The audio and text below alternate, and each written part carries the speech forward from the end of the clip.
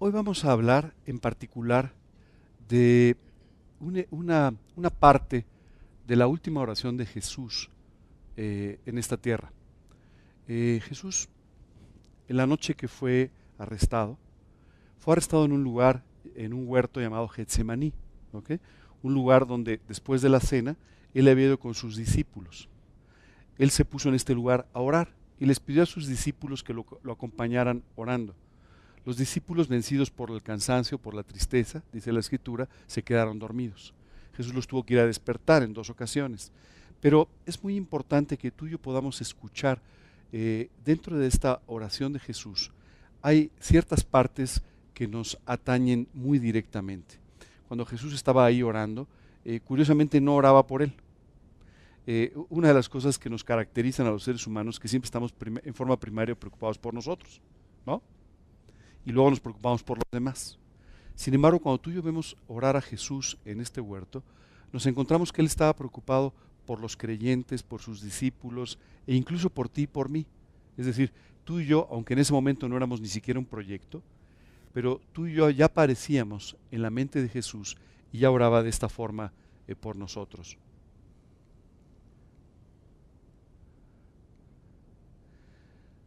Nos encontramos entonces a Jesús orando diciendo: yo ruego por ellos, no ruego por el mundo, sino por los que me diste porque tuyos son. Y ya no estoy en el mundo, mas estos están en el mundo, y yo voy a ti, Padre Santo, a los que me has dado, guárdalos en tu nombre para que sean uno, así como nosotros. Casi siempre cuando tú y yo leemos esta primera parte de la oración, se menciona mucho la palabra mundo y de repente decimos, ¿cómo? Parece casi un trabalenguas esta oración, ¿verdad? Pero es importante resaltar 2 cosas en esta primera parte de la oración. Uno, habla mucho del mundo, ¿de acuerdo? Y a veces tú y yo tenemos una imagen un poco complicada de lo que es el mundo, ¿verdad?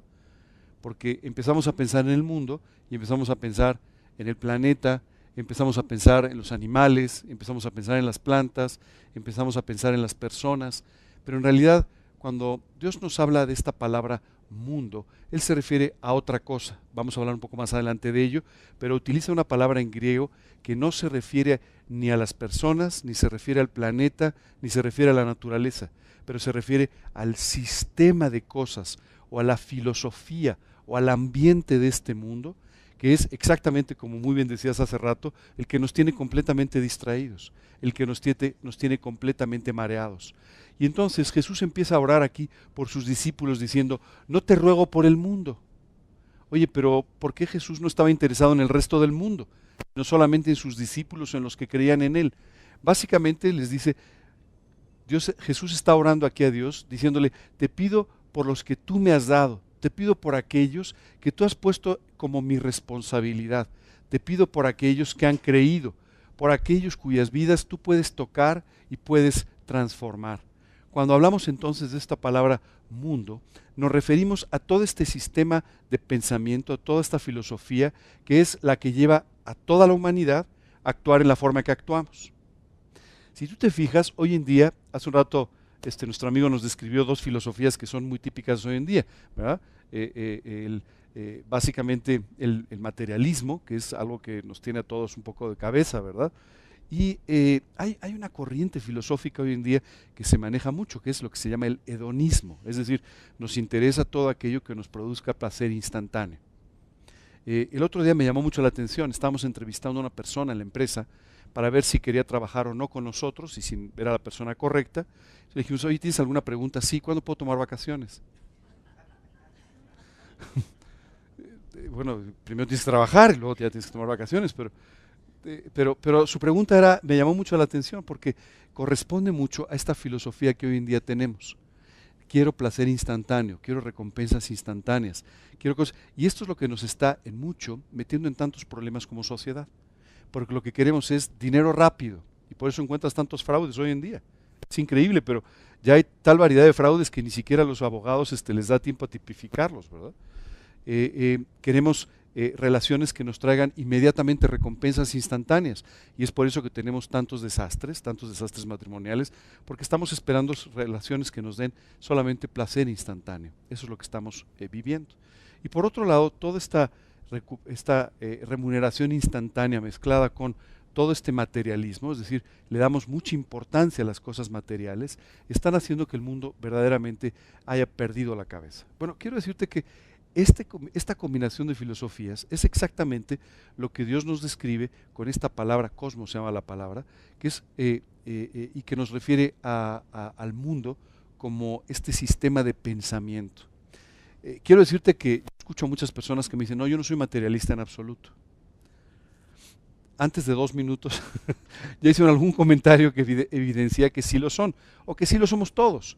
O sea, en el fondo, todos estamos un poco más contagiados, más contaminados con la filosofía de este mundo que lo que nos imaginamos. Esa es la realidad.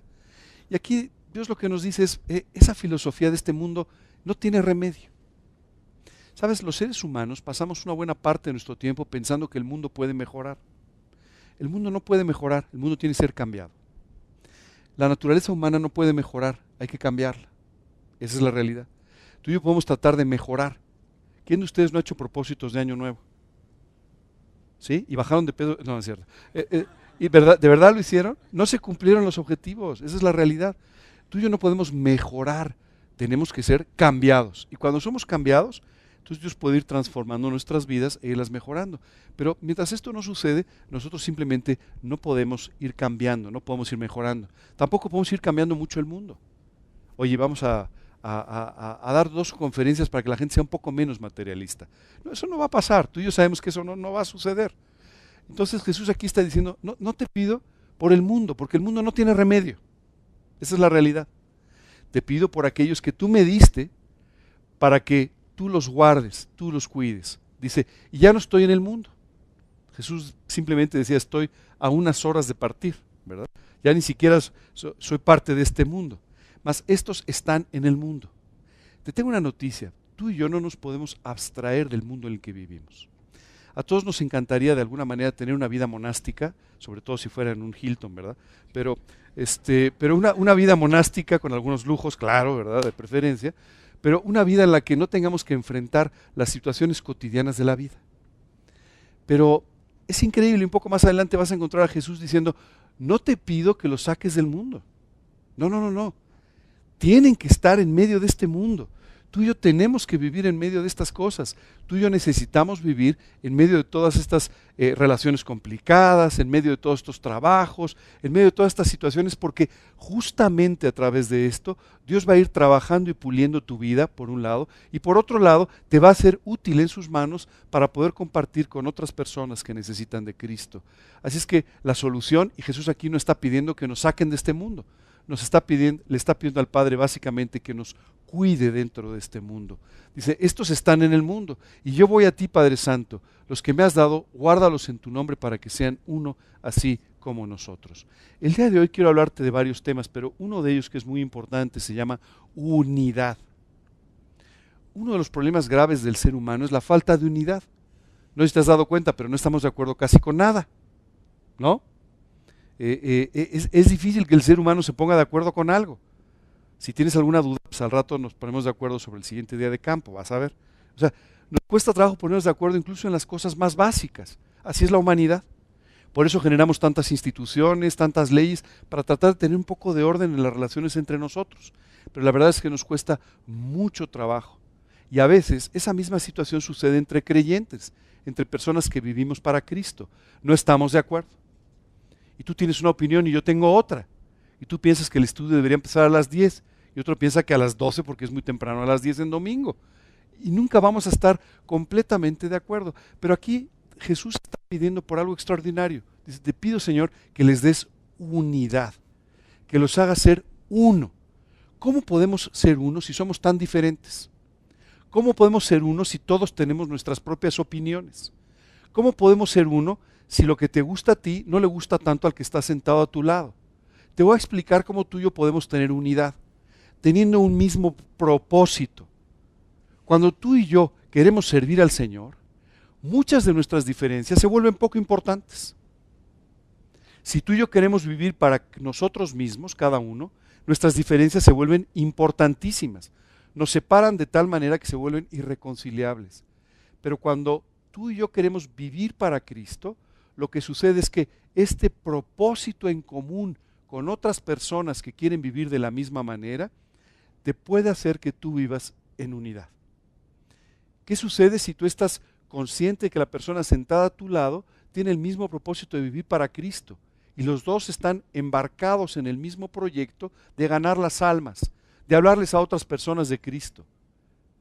Entonces ya no importa qué color le guste, no importa qué comida le guste, no importa qué actividad le guste tener, porque lo más importante se vuelve algo en común. Jesús aquí estaba orando diciéndole al Padre, te pido que ellos sean uno, que tengan un mismo sentir, que tengan un mismo propósito. Hoy en día vivimos en una sociedad de bienestar. Aunque creas que es una vida difícil, la verdad es que estamos viviendo la época de mayor bienestar de la humanidad. Bueno, esta época de bienestar a veces a ti y a mí nos perjudica en nuestra vida espiritual, porque nos permite confiar demasiado en el bienestar y estamos muy poco dispuestos a ser transformados por Dios para tener una vida más profunda, porque no estamos dispuestos a sacrificar nuestro bienestar, nuestro confort. Esto muchas veces hace que tú y yo perdamos la vista espiritual.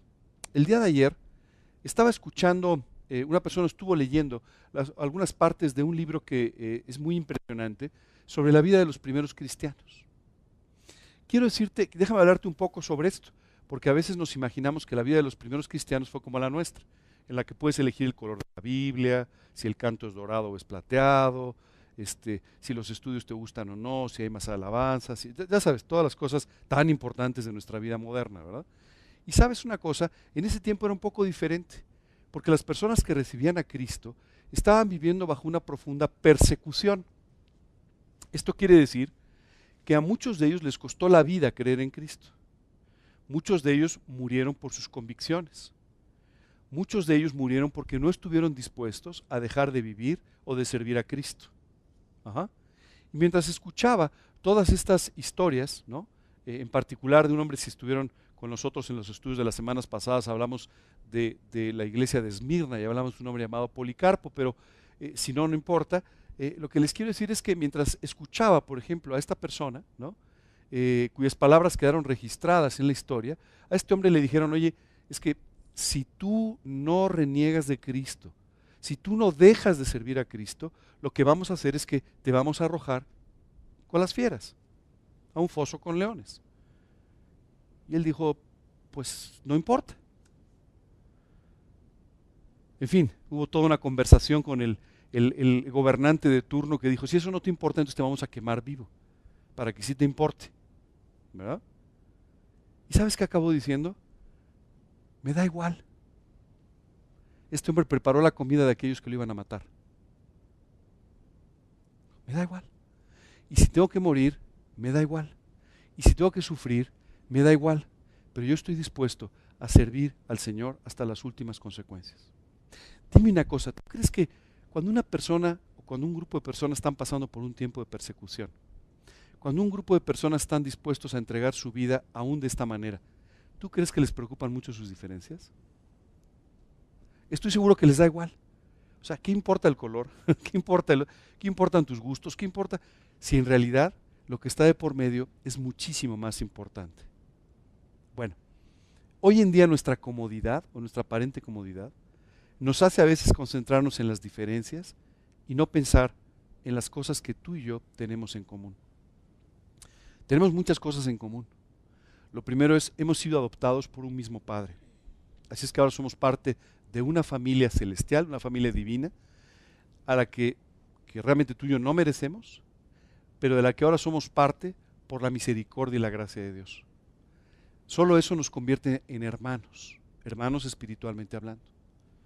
Eso es lo primero. Lo segundo, además de hermanos espirituales, con un mismo propósito y deberíamos tener un mismo sentir. Lamentablemente no siempre es así. Y muchas veces entonces empezamos a privilegiar las diferencias. Y hoy en día es un problema porque hay personas que no quieren ir a un grupo porque no es del mismo nivel socioeconómico que ellos tienen. O no está en la zona que les gusta. O no está en el horario que les conviene. O no está... ¿Sabes? Tú y yo tenemos que empezar a poner nuestros ojos en el Señor y a quitar nuestros ojos de todas estas vanidades que lo único que han hecho ha sido contaminar nuestra vida para separarnos, para alejarnos, para quitar el cargo que tenemos unos por otros. Y esto simplemente va destruyendo nuestras vidas y va destruyendo nuestros ministerios. Jesús, sabiendo esto, oraba ese día a Dios diciéndole: Dios, te pido que los guardes en tu nombre para que sean uno. Ajá. Que nos guarde en su nombre para que tú y yo seamos uno. Dice, así como nosotros. Y continúa diciendo, cuando estaba con ellos en el mundo, yo los guardaba en tu nombre. Yo les he dado tu palabra y el mundo los aborreció, porque no son del mundo, como tampoco yo soy del mundo. No sé si te ha pasado alguna oportunidad, que por algún motivo empiezas a hablar de Cristo con unas personas y de repente, no, pero ¿cómo? No, pero estás mal, pero... Recuerdo que hace un tiempo me invitaron a una comida de trabajo, ¿no? Entonces estaba en esta comida con varias personas y entonces alguien dijo, oye, a ver, vamos a pedir esto de beber, ¿no? Y cuando llegaron conmigo, llegaron con una persona y le dijeron, ¿quieres tomar algo? Le dijo, no, muchas gracias, es que estoy tomando antibióticos. Ah, ok, no. Bueno. Luego llegaron conmigo, ¿no quieres vino? No, muchas gracias. ¿Por qué estás tomando antibióticos? No, es por convicciones. ¿Cómo que por convicciones? ¿Eres un retrógrado? No. Dije, a ver, perdón, el antibiótico está bien, la Biblia está mal, ahora sí ya no sé qué decirte. O sea, las convicciones son erróneas, pero las bacterias están bien. O sea, a ver, estamos un poco confundidos, me parece, ¿cierto? Pero cuando tú de repente dices, oh, mira, es que yo vivo por principios en un área de mi vida, entonces inmediatamente la gente, no, eres esto, eres lo otro, terrible, no sé qué, ¿sabes? No van a estar de acuerdo contigo. Y no esperes que necesariamente la gente esté de acuerdo contigo si está viviendo con principios distintos. Porque dice la Escritura que los principios de este mundo se vuelven una enemistad contra Dios. Porque son contrarios. Simplemente son contrarios. Tú no puedes combinar el perdón con la falta de perdón. O perdonas o no perdonas, ¿no? Y mientras Dios te dice que perdones y olvides absolutamente, este mundo te dice, pues, perdona pero no te olvides del todo. Recuérdalo, no te vayan a hacer otra, ¿verdad? O ya no le vuelvas a hablar, o sea, perdónalo pero no lo saludes, ¿verdad? No puedes combinar estas dos cosas. O sigues la filosofía de este mundo, o tú sigues los principios de Dios. Y Jesús aquí estaba orando diciendo, te pido por favor que los cuides, porque va a haber un momento en el que ellos se van a sentir aborrecidos. Es decir, la gente no los va a aceptar. La gente no va a aceptar esos principios. Y como consecuencia su fe puede flaquear. Muchas veces tú y yo, cuando somos rechazados por nuestros principios, o cuando somos rechazados por aquello que estás diciendo, por tus convicciones, a veces esto puede tambalear nuestra fe.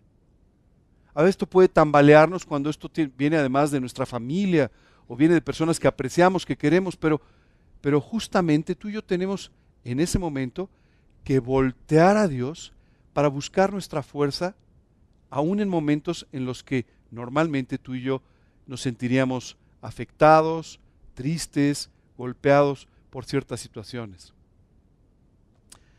Y dice, el mundo los aborrece porque no son del mundo, no tienen la misma filosofía, como tampoco yo soy del mundo. Continúa diciendo, no ruego que los quites del mundo, sino que los guardes del mal. No son del mundo como tampoco yo soy del mundo. ¿Sabes? Siempre que leo esta parte de la oración me siento muy tranquilo. Porque le dice a Dios, no te pido que los quites del mundo, no los saques del mundo. Son necesarios ahí, tienen que compartir de Cristo, tienen que crecer, tienen que aprender, tienen que desarrollar su vida, pero te pido que los guardes del mal. Siempre que leo esta parte me impresiona porque no te has dado cuenta, pero tú y yo vivimos rodeados del mal, ¿no? Si no me lo crees, pues, luego te paso unas estadísticas para que veas, ¿verdad? O sea, vivimos rodeados del mal, y del mal en muchos sentidos. Casi siempre tú y yo pensamos en el mal como, por supuesto, el crimen, ¿verdad? O la delincuencia, que por supuesto es muy peligroso y nos afecta todos los días. Recuerdo que una vez una persona me dijo, oye, pero como creyentes nosotros no estamos expuestos a esas cosas, ¿verdad? No, yo creo que sí. Mira, en noviembre del año pasado mi esposo y yo fuimos asaltados, ¿no? Con lujo de violencia, cristales rotos, ya sabes, cosas muy llamativas. Pero en medio de un asalto particularmente violento, algo asustó a los asaltantes y salieron huyendo. Y esa noche recuerdo que llegué y le dije, Dios, gracias porque no me has sacado del mundo, pero sí me has guardado del mal, ¿verdad? Guardaste a mi esposa y a mí del mal. Bueno, por supuesto que tú y yo estamos expuestos todos los días a todo este delitos, a todo este crimen, todo este desastre en el que está viviendo este mundo. Pero todavía más, Dios quiere guardarnos del mal porque mucho de esta filosofía que estamos describiendo realmente produce el mal para el ser humano. Todo este egoísmo básicamente nos hace vivir sin felicidad. Todo este orgullo, toda esta soberbia, lo único que hace es dañar nuestro corazón, dañar completamente nuestra vida, dañar nuestras relaciones. ¿Tú sabes cuántas familias están divididas por orgullo? ¿Tú sabes cuántos amigos han dejado de hablarse por un acto de soberbia? ¿Tú sabes cuántas personas no quieren saber de aquellos que eran tan cercanos solamente porque en un acto de ira hubo ofensas o hubo cosas que no se debieron decir? Todo este mal, todo este pecado, ¿no?, daña profundamente al hombre. Cuando la Biblia nos habla del mal, tú y yo tenemos que entender que el mal existe. Y el mal existe, pero no creas que en forma separada o en forma dispersa. El mal existe, eso es una realidad. Y el mal se opone a las cosas de Dios. Y el mal se opone a tu manera correcta de vivir. Y el mal siempre estará afectando nuestra vida en una o en otra forma. Sabes, cuando yo pienso en el mal, pienso muchas veces en lo que la maldad que el pecado ha producido en mi vida puede todavía estarme afectando. Cada uno de nosotros tiene sus propias tentaciones. Y cuando hablamos de las tentaciones casi siempre pensamos en alguien tentándonos. Pero la Biblia dice que tú y yo somos tentados de nuestra propia maldad. Así es que eso quiere decir que todavía nos queda maldad, ¿verdad? Dios perdonó nuestros pecados y limpió nuestra maldad. Pero nuestra naturaleza constantemente vuelve a pecar y vuelve a caer en la maldad. Cuando Jesús estaba orando aquí, no solamente hablaba de protegernos a ti y a mí del crimen o de los actos vandálicos de algunas otras personas, que ya sería una maravilla, ¿verdad? Pero además, Jesús está pidiendo, líbranos de ese mal que los afecta de tal manera que no les permite vivir como debieran y que no les permite vivir completamente felices. ¿Sabes? Esa maldad hace que tú y yo seamos infelices. El vivir de esta manera, es decir, el vivir sin creer, el vivir con orgullo, el vivir con suficiencia, el vivir con ira, el vivir mintiendo, el vivir con egoísmo, lo único que hace es que tú y yo seamos profundamente infelices. No más felices, sino profundamente infelices. Y lo que Dios quiere de nuestras vidas es guardarnos de todo ese mal, librarnos de todo eso, darnos victoria. Oye, ¿es posible vivir con victoria en un mundo como este? En un mundo con todas estas filosofías tan equivocadas. ¿Es posible vivir con victoria en un mundo que tiene una filosofía completamente contraria a las cosas de Dios? ¿Es posible vivir con victoria cuando voy cargando conmigo mismo, que ya traigo lo mío, ¿verdad? Ya traigo suficiente en la mochila, ¿verdad? Te diría, por supuesto, sí es posible vivir con victoria. Y es posible vivir con victoria en el medio en el que te encuentres, en el ambiente en el que te encuentres. Otra vez nos encantaría volver a nuestro retiro en el Hilton, ¿verdad? Pero la realidad es que eso no es lo que tú y yo necesitamos. No necesitamos una vida monástica para de esa manera poder ser felices o poder tener victoria. Tú y yo podemos tener victoria en el lugar donde estemos. Podemos tener victoria en el medio ambiente en el que te encuentres, con la gente que te encuentres y de la forma en la que te encuentres. ¿Cómo podemos tener victoria? La victoria espiritual solamente se consigue con santidad, viviendo en santidad. ¿Qué significa vivir en santidad? Vivir en una estrecha relación con Dios que te permite de esta manera poder vivir con victoria sobre el mal, sobre los pecados. De esta manera tú eres cuidado, literalmente guardado por Dios para poder tener victoria de todas estas cosas. Hoy es posible vivir con una filosofía como la de Dios, con los principios de la Biblia, en un mundo como este. No solamente es posible, es la mejor manera de vivir. No te confundas. Vivir con los principios de la Biblia te va a hacer una persona exitosa. No te va a hacer un fracasado, te va a hacer una persona exitosa. Si alguien te dijo que tú ibas a fracasar en la vida por causa de la Biblia, solamente te estaba mintiendo. Sabes, hace muchos años, yo recibí a Cristo a los 19. Y a eso de los 21, una cosa así, bueno, yo estaba trabajando y estaba a punto de terminar mi carrera Y recuerdo que un día mi papá, muy preocupado, me dijo, ¿sabes? Yo creo que te voy a ayudar a poner un negocio. Le dije, pues te lo agradezco muchísimo, pero ¿y eso por qué? Pues es que yo te veo con la Biblia en la mano y eso, y te veo poco por venir, me dijo. Te veo muy poco futuro profesionalmente. Me dijo, entonces mira, te voy a ayudar un poco a ver si... Porque eres buena persona en el fondo, me decía. Yo recuerdo mucho, decía, pero en fin. Bueno, lamentablemente él falleció antes de que pudiera lograr sus planes, pero ¿sabes qué me impresionó? Recuerdo que años después Dios me estaba dando cierto éxito, cierto desarrollo profesional. Y yo recordaba a mi papá y decía, Señor, si mi papá pudiera ver esto, ¿cómo vería que tú me has dado la victoria y el éxito que pues él pensaba que era imposible a tu lado? Y que en realidad más bien se ha convertido en una realidad mucho antes de lo que él hubiera imaginado, solamente porque eres tú el que puedes hacer las cosas. Sabes, a veces tenemos estos conceptos equivocados del mundo. No, un creyente no puede, no, un creyente nunca va a salir adelante. No, un creyente, es todo lo contrario. Ahora, esta imagen equivocada de un creyente, muchas veces la tenemos tú y yo porque no vivimos en la forma correcta. Cuando tú y yo leemos la Biblia, nos encontramos ahí con principios que Dios quiere convertir en convicciones en tu vida para que puedas tener una vida exitosa.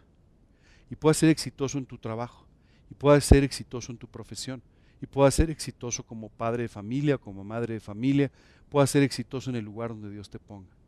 Pero si tú dejas a un lado a Dios, ¿sabes qué va a pasar? Volverás entonces a los principios de este mundo, que te van a vender grandes éxitos, que te van a vender grandes maravillas, pero que al final no te van a dar nada de lo que tú estás esperando.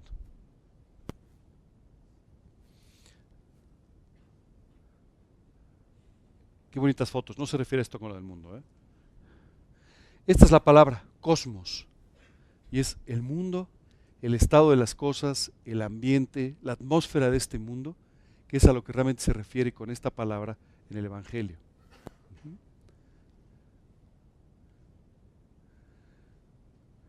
Esto es una breve descripción de qué es la filosofía de este mundo. Ignora a Dios. ¿Te has dado cuenta de esto? ¿Sabes qué me llama la atención? Oye, ¿tú crees que tenemos una buena relación armónica entre las naciones? Pues no, ¿verdad? Normalmente no muy buena, ¿verdad? ¿Sabes qué es increíble? Existe la Organización de las Naciones Unidas. ¿Sí lo han oído? ¿Sí? Que por supuesto resuelve todos los problemas de las naciones no tan unidas, ¿verdad? No funciona. Es el mejor esfuerzo, ¿verdad? ¿Sabes qué es increíble? Las Naciones Unidas son la segunda generación de este esfuerzo. La primera generación se llamó la Liga de las Naciones. Cuando terminó la Primera Guerra Mundial, los países que ganaron dijeron, pues ha muerto mucha gente. Ya no podemos seguir peleándonos de esta manera. Tenemos que hacer una organización y ponernos todos de acuerdo. Y formaron la Liga de las Naciones. Y 20 años después había una guerra peor que la anterior todavía.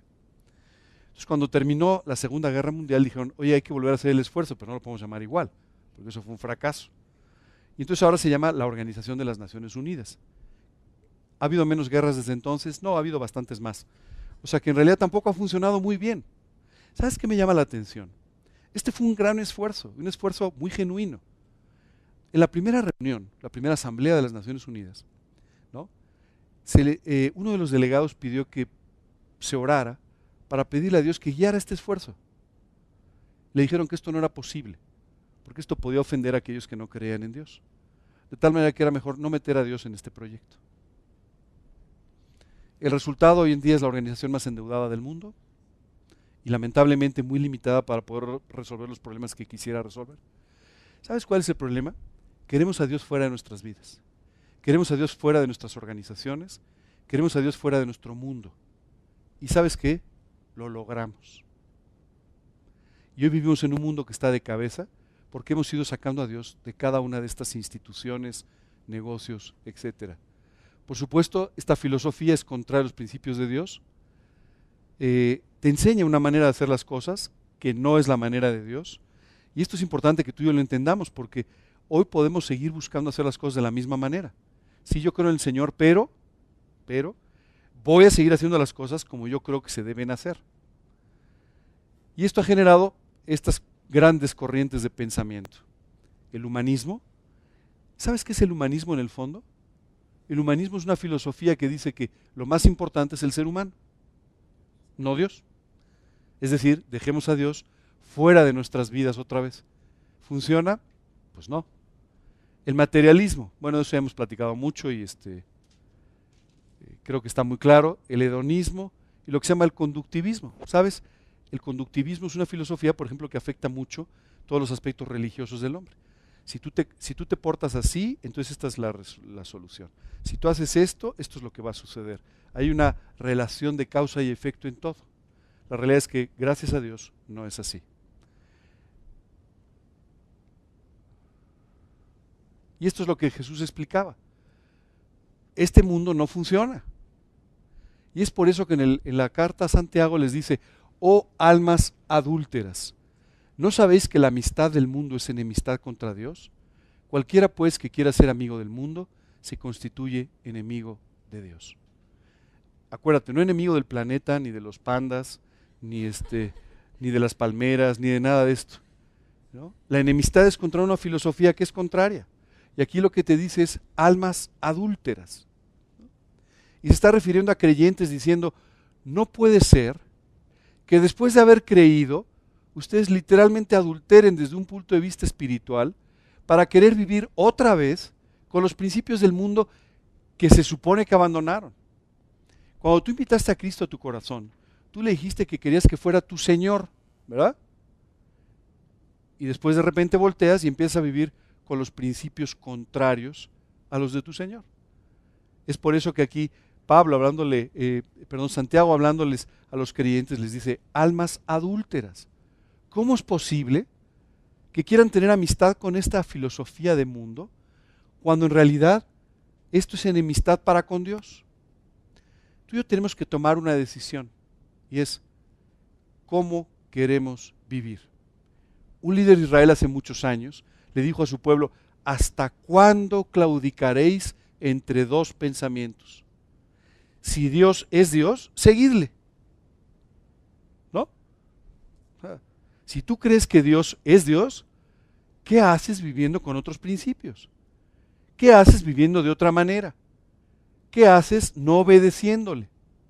Bueno, simplemente perder tu vida. Dice, cualquiera pues que quiera ser amigo del mundo, se constituye en enemigo de Dios. Bueno, aquí nos encontramos con toda la ideología, la forma de pensar, la visión de Dios, la visión de la vida, en fin, todas estas cosas que por supuesto van en contra de los satisfactores, generan las pasiones, las faltas de dominio propio y la cultura de este mundo. Decía Pablo hablando de un creyente, porque Demas me ha desamparado amando este mundo y se ha ido a Tesalónica. Y Pablo aquí está hablando de un creyente que dice era muy cercano conmigo, me acompañaba, me ayudaba, trabajaba conmigo, pero se enamoró del mundo.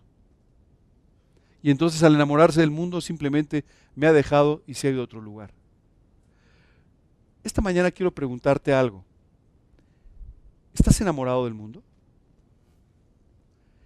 ¿Qué tan enamorado estás de las cosas de este mundo?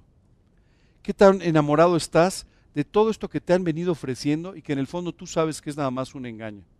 ¿Qué tan enamorado estás de todo ese éxito material que te han dicho que te iba a hacer feliz, aunque ya probaste que no es así?